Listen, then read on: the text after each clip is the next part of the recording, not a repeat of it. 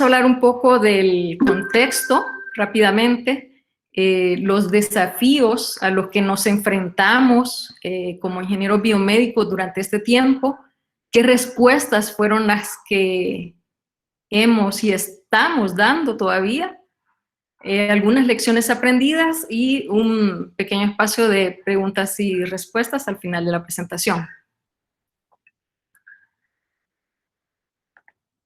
Bueno, vamos a empezar un poco el contexto. ¿Cómo pasamos de brote a pandemia? Esto es importante, como ya van a ver un poquito más adelante, para nuestra profesión al llegar a ese momento de pandemia. En diciembre del año pasado hubo un brote en Wuhan, donde los funcionarios de salud comienzan a investigar a pacientes con neumonía viral, o sea, empiezan a existir y a entrar cada vez pacientes con esta neumonía. De diciembre a enero, el 23 de enero, precisamente la OMS, la Organización Mundial de la Salud, lo tenía considerado como un brote. Yo creo que a raíz de esta pandemia todos hemos buscado cuál es la diferencia entre un brote, una epidemia y una pandemia. Al 23 de enero, la Organización Mundial de la Salud todavía lo consideraba un brote, ¿verdad? Un brote es que una aparición repentina de una enfermedad debido a una infección, pero en un lugar específico y en un momento determinado, o sea, hasta ahí. Pero China, con toda la experiencia que han tenido con otras enfermedades, el SARS anterior, pone en cuarentena ya a decenas de millones de personas, ¿verdad? Y como no hay evidencia de que el virus se está propagando fuera de China, todavía es considerado un brote.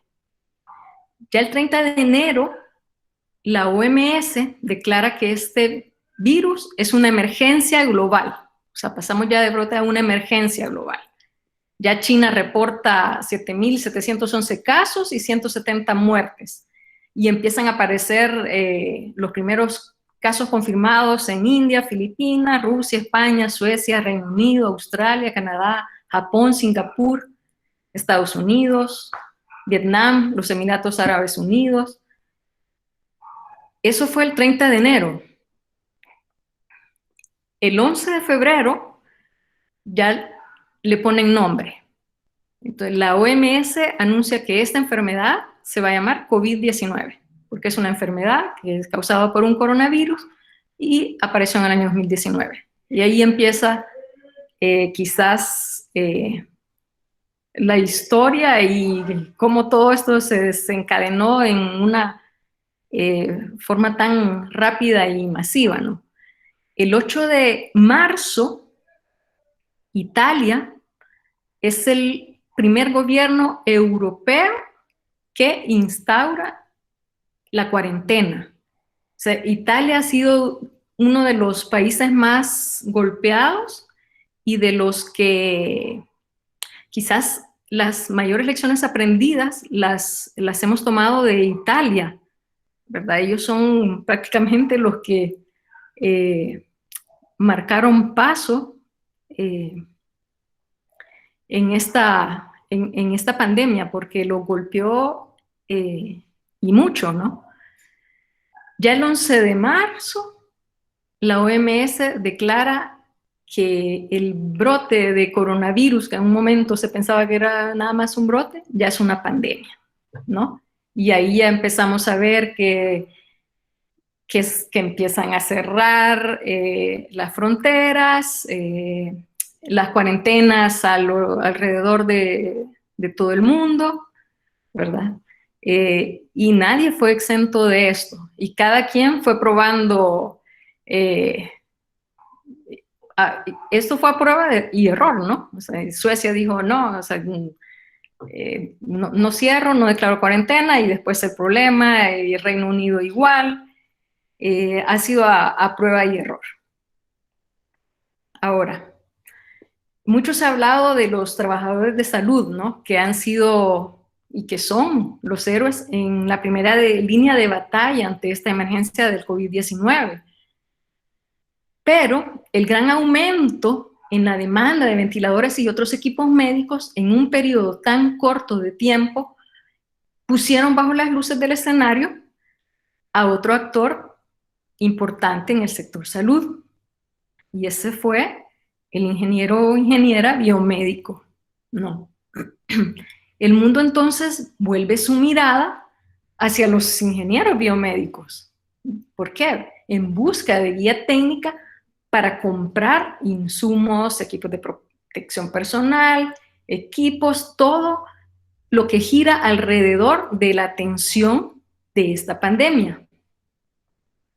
Entonces, ingenieros biomédicos alrededor del mundo han tenido que responder y adaptar todos estos conocimientos y habilidades que tenemos, ¿no? Para ayudar en esta lucha contra el COVID.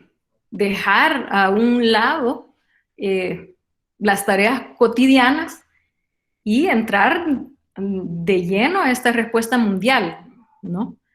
Entonces, de un momento a otro, la ingeniería biomédica, me atrevería a decir, que pasó a ser de las ramas de la ingeniería más importante del mundo, ¿no? O sea, todos. O sea, que aquí no hay país que diga que no necesitó a un ingeniero biomédico. O sea, y fue, o sea, fue tal la organización también que se tuvo a nivel mundial de ingenieros biomédicos para apoyarse unos con otros, ¿no? Se empezaron a dar webinars de varios temas, entre ellos de los equipos de protección personal. La OMS, la Organización Mundial de la Salud, es la que lidera todos los lineamientos, ya sea para los parámetros que hay que tener en cuenta al comprar todos estos tipos de equipos y de insumos. Entonces se organizaron, la verdad, rápidamente, ¿no? Entonces, en todos y cada uno de todos los países, los ingenieros biomédicos se vieron involucrados en las labores de siempre, ¿no? Lo de siempre. Gestión de tecnología, adquisición de equipos, mantenimiento, verificación del funcionamiento de los equipos, capacitaciones. Pero ¿qué cambió? Porque eso es lo que siempre hemos hecho, lo hemos hecho toda la vida. Pero ¿qué cambió? Que todo este soporte técnico de siempre se volvió un soporte vital para que los sistemas de salud continuaran brindando un servicio manteniendo al menos los estándares mínimos requeridos, ¿no? Aunque eso no fuera siempre posible.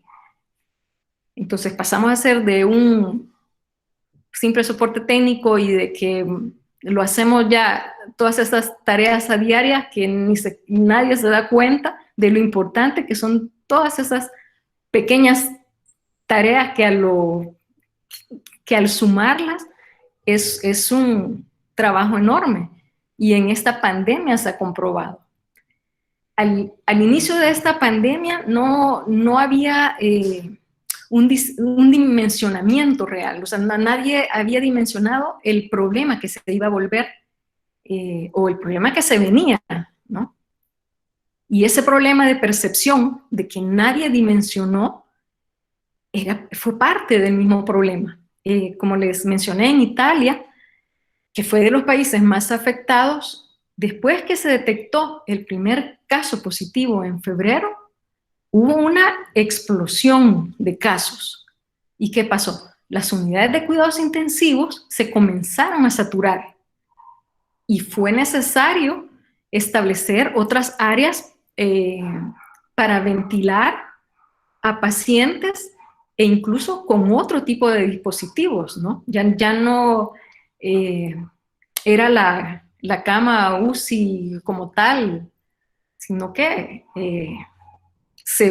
ya voy a hablar un poquito en la siguiente diapositiva de esto, pero hasta el concepto de cama UCI tuvo que cambiar. Entonces, ¿cuáles fueron los desafíos? Para mí hay hubo y hay todavía dos grandes desafíos en esta pandemia para nosotros como biomédicos. Entonces, yo lo resumo en dos. Uno, la saturación de las unidades de cuidados intensivos.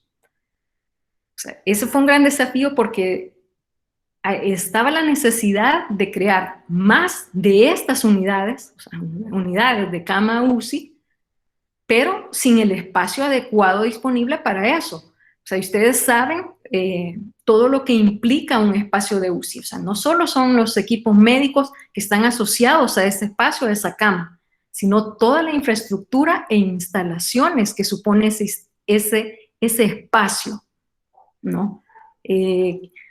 Eléctricas, gases, aire acondicionado, y asimismo los equipos, que ventiladores, monitores, todo lo que se asocia a una cama UCI.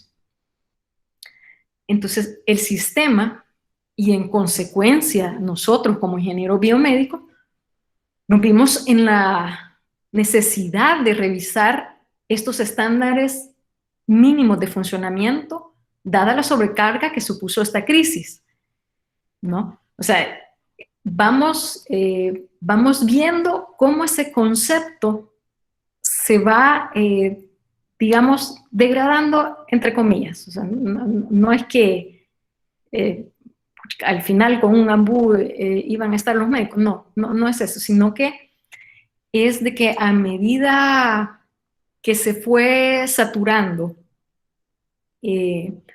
estas camas, estos espacios, las UCIs que ya estaban montadas, por decir así, que ya tenían una cantidad de ventiladores, su monitor, su bomba de infusión, la cama UCI como tal, eran limitadas. En Francia, por ejemplo, en Francia, la capacidad, si mal no recuerdo, eran alrededor de 5,000 camas UCI, y cuando el COVID llegó a Francia, la demanda era más de 10,000. Entonces ya ahí ya hay un déficit de camas UCI. Entonces, ¿qué nos toca? El principio rector es el mismo, ¿no? Dar atención al paciente de calidad, pero la ejecución y particularmente ese equipo, teníamos que tener requerimientos un poco flexibles. O sea, ahí es donde ya empezamos a ver, ok, no hay ventiladores, servirá la máquina de anestesia para aguantar un poco, servirá el CPAP, y esto lo aprendimos de los ingenieros italianos, ¿no? De que en un primer momento, ok, se acabaron los ventiladores, no había disponibilidad, empezaron a utilizar los CPAP, BiPAP, que son dispositivos para apnea del sueño, pero eso les permitía estar ventilando al paciente en la entrada de la cadena, por llamarlo de esta manera, mientras se desocupaba algún ventilador más adelante. O sea, era nada más retrasar lo inevitable. Todos llegaban hasta las UCI. Entonces, ese concepto de UCI se fue poco a poco degradando. O sea, tuvimos que ir flexibilizando lo que nosotros considerábamos un espacio de UCI. Y el segundo desafío fue la poca disponibilidad que había de equipos, sobre todo de ventiladoras y monitores, debido a que la producción, ningún fabricante estaba en capacidad de generar una producción tan alta para la emergencia. Y países que contaban con producción local, los mismos gobiernos bloquearon o detuvieron la salida de esos ventiladores, ¿verdad? Ese fue el caso de Brasil y Alemania. O sea, nuestra esperanza estaba puesta en Brasil, que es productor de ventiladores, y cerraron fronteras. O sea, no salió ningún ventilador, igual de Alemania. ¿Cuáles fueron las respuestas? ¿Qué actividades fueron en las que nos vimos involucrados? Quizás no es el orden ideal, pero lo traté de ordenar un poco en esos pasos. La OMS inmediatamente sacó una base de datos para verificar la capacidad instalada, para hacer un mapeo de todos los equipos médicos que se iban a requerir para esta atención de la emergencia. Entonces lo mandan a todos los gobiernos para dimensionar las necesidades. Entonces lo primero fue conocer esa base instalada.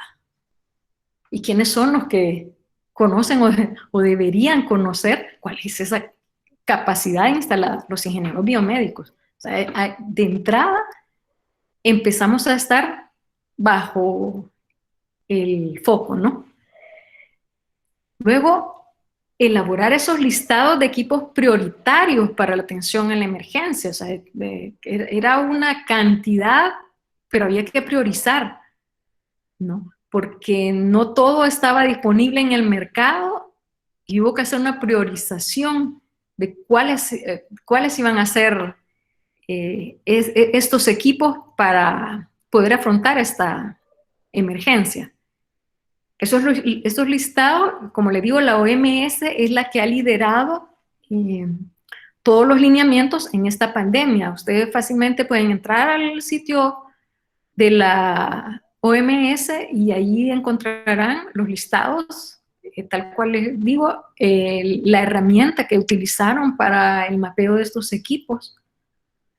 Bueno, y pasamos a un tercer paso, que es la adquisición responsable de equipos médicos. O sea, no era tampoco comprar a lo loco. O sea, para eso llaman a los ingenieros biomédicos.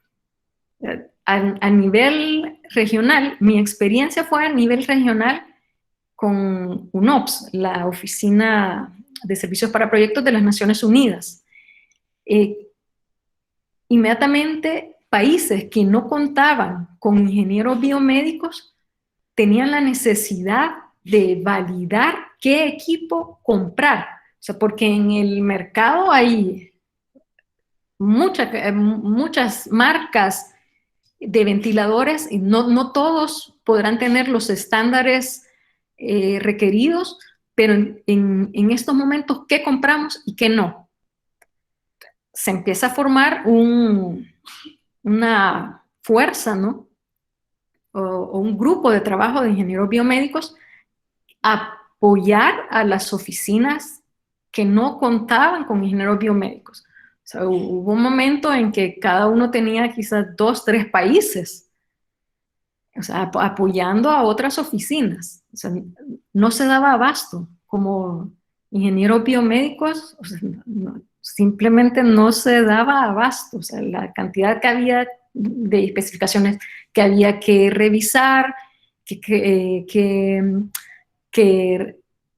al momento de que desde las adquisiciones nos mandaban las ofertas, o sea, eran una cantidad de ofertas de revisar, y nos veíamos también en la necesidad de decir, este equipo no. O sea, sé que es una emergencia, pero o es un prototipo, o no da parámetros que podrían dejar por fuera otros pacientes. Entonces, por eso le llamo yo adquisición responsable de equipos, porque es una gran responsabilidad también nuestra. No es comprar tampoco a lo loco y como es una emergencia, da igual, no. Entonces, somos los que pusimos la cabeza en estas adquisiciones. Luego fue la adecuación de los centros de tratamiento para infecciones severas graves. O sea, igual la OMS sacó una guía, una elaboración de guías para la construcción y o adecuación de centros de tratamiento para infecciones respiratorias severas graves. O sea, eso lo pueden encontrar en la página web de la OMS y empiezan a decir, bueno, en cuanto a la infraestructura, se pueden adecuar escuelas o gimnasios, pero tienen que tener esto, se tiene que dividir esto, y este es el equipo que se tiene que tener. No. Entonces, como ven, vamos apareciendo casi que en todos los pasos que se han dado en esta epidemia. Y hay también el otro momento de los requerimientos regulatorios. Por ejemplo, empezaron a salir varias propuestas de ventiladores, hasta la NASA sacó, todo el mundo se puso, la Fórmula 1, todo el mundo se puso a hacer ventiladores. En México, de hecho, el Colegio de Ingenieros Biomédicos en México creó una comisión de asuntos regulatorios que emitieron precisamente estos requerimientos para la fabricación rápida de ventiladores para atender la crisis del COVID-19, diseño y desarrollo y manufactura. Pero sí fue rápido por el gran aumento que se tenía de estos dispositivos. O sea, un poco más adelante lo vamos a ver, incluso aquí pasó, ¿no? Bueno, entonces, esas fueron un poco las respuestas que hemos dado desde la ingeniería biomédica en esta pandemia. ¿Cuáles han sido las lecciones aprendidas? O sea, que esto todavía no ha terminado y seguimos aprendiendo un montón. Los problemas a solventar. O sea, hay muchos más, pero me quiero enfocar como desde nuestro rol en 3. Primero, la cadena de suministro. O sea, la cadena de suministro, la configuración de toda esta cadena de suministro debe repensarse de cara a otra pandemia. Primero, los proveedores de tanto de equipos médicos como los equipos de protección personal estaban saturados y, como les mencioné antes, no tuvieron la capacidad de modificar su proceso de producción para aumentarla y cumplir con la entrega de las cantidades solicitadas en tan corto tiempo. Al inicio de la pandemia, la OMS hizo una investigación de mercado y la disponibilidad alrededor del mundo eran de 20,000 ventiladores, o sea, para todo el mundo, y de los cuales no todos cumplían los estándares para estar en una UCI. Entonces, solo 20,000 para toda la necesidad que se creó. O sea, yo creo que si solo en China fácilmente acababan con esa disponibilidad. Los países donde hay producción local, donde hay producción local de ventiladores, bloquearon la salida de estos equipos, como les mencioné al inicio, porque esos se utilizarían para atender las necesidades locales. Entonces, ese fue el caso de Brasil y Alemania, como les conté al inicio. Entonces, de ahora en adelante, también debemos considerar incluso factores políticos en esta cadena de suministro. Asimismo, el cierre de fronteras, o sea, al cerrar todos los países las fronteras, no había movimiento de materia prima entre los países. Entonces se limitó aún más esta producción. Los precios aumentaron entre un 30 y 50% también debido a la dificultad de importar los bienes. Entonces, la cadena de suministro es algo que vamos a tener que tomar en cuenta en el futuro y analizar muy bien, repensarla. Luego, también potencialmente deberá cambiar el concepto que teníamos para los países en vías de desarrollo, o como se le llama ya desde 2016, como nos nombra ya el Fondo Monetario Internacional, a las economías en vías de desarrollo. Tenemos que cambiar el concepto que teníamos hasta hace unos meses, de que los equipos se adquirían en su mayoría con accesorios reusables o procesos para la sanitización de los reusables. Y eso ha sido así toda la vida. O sea, he estado en muchísimos procesos de adquisición en este país y se piden la mayoría de accesorios reusables porque no hay dinero para estar comprando desechables. Esto a raíz del COVID también hay que pensárselo y hay que considerar o reconsiderar el impacto de estas decisiones en la ecología y en la cultura misma de la gente, de que a veces los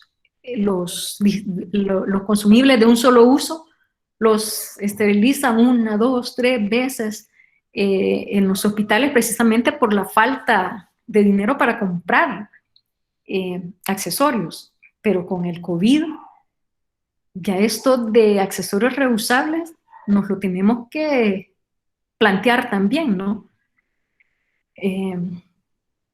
Luego, el desconocimiento técnico.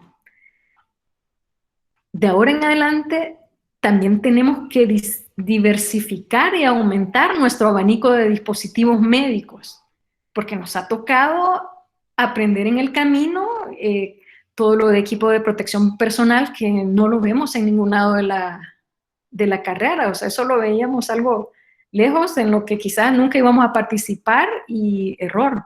O sea, tuvimos que meternos en las compras también de equipos de protección personal, o sea, aprender en el camino cosas como cuál es la diferencia entre una mascarilla N95 y una KN95, cuál me iba a servir o qué equipo me iba a servir para proteger al médico o en todos sus niveles, al personal de limpieza, al que hace el triage. O sea, era una diferencia, ¿no?, de todo lo que se podía comprar. Igual la gestión de desechos o lo que estamos viendo, esto hasta las cosas tan sencillas como el termómetro para tomar sin contacto la temperatura. Entonces vamos a tener que abrir y diversificar ese abanico de dispositivos médicos, de los que nosotros en la carrera solo veíamos una parte, ¿no? Hoy tenemos que ampliar ese espectro.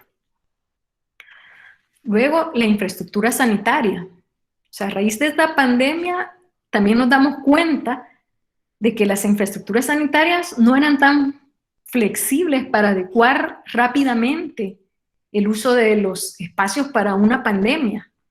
O sea, mi experiencia fue en el Hospital San Miguel, cuando ya se empezó a mencionar la pandemia y entramos en cuarentena.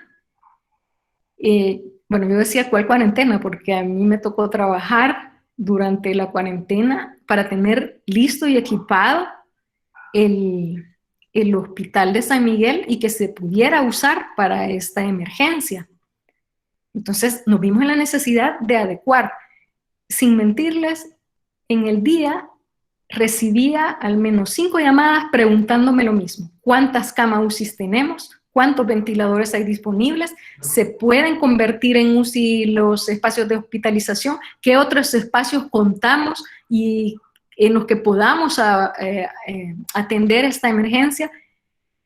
Y eso era la misma pregunta todo el día, todo el día. O sea, recibía 5 llamadas de todo el mundo, ¿verdad?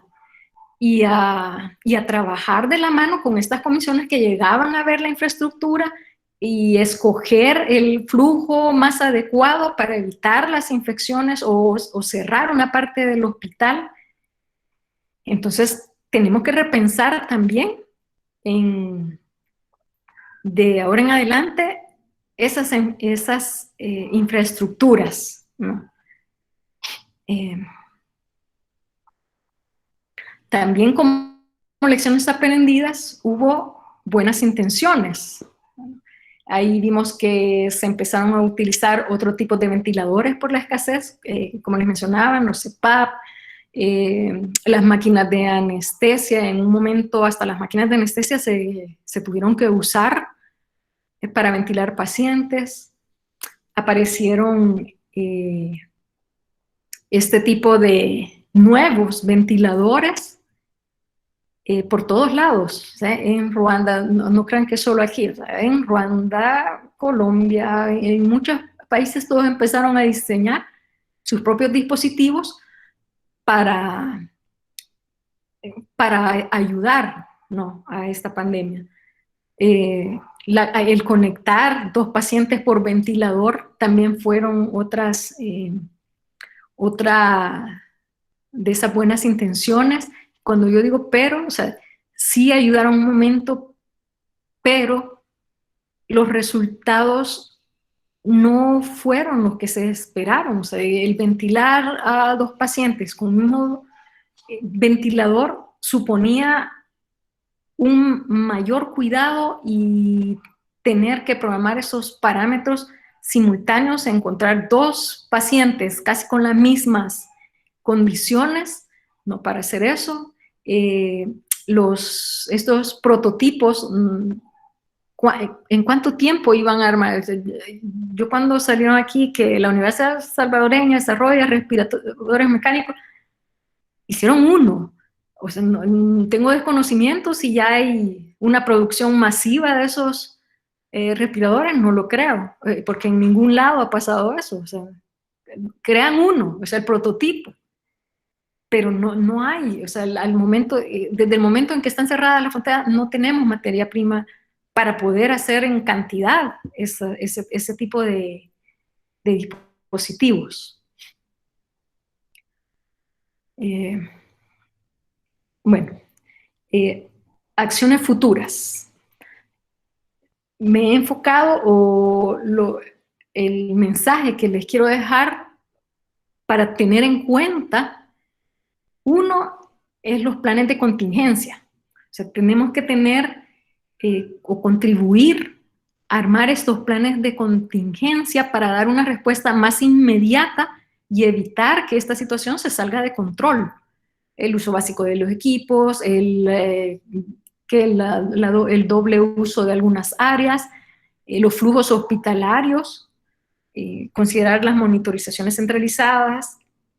O sea, hay mucho donde se puede trabajar para que no nos vuelva a pasar, o al menos para que no sea tan problemático como ha sido ahora, ¿no? Los hospitales elásticos, tenemos que repensar el diseño hospitalario. O sea, no solo pensar en la capacidad de adaptar la infraestructura, porque van a decir, bueno, eso lo hacen los arquitectos, ¿sabes? Pero nosotros también somos parte fundamental a la hora del diseño de estos hospitales, precisamente por los flujos hospitalarios, y tenemos que abrirnos también a que hay muchos accesorios que vamos a tener que cambiar en esos diseños. O sea, van a tener manecidas las puertas de aquí en adelante, cómo evitamos todos estos contagios. O sea, hay que evitar lo menos posible estos accesorios, digamos, que todo el mundo los toca. Promover la industria local, ¿no? O sea, yo creo que nosotros tenemos la capacidad para hacerlo. Tener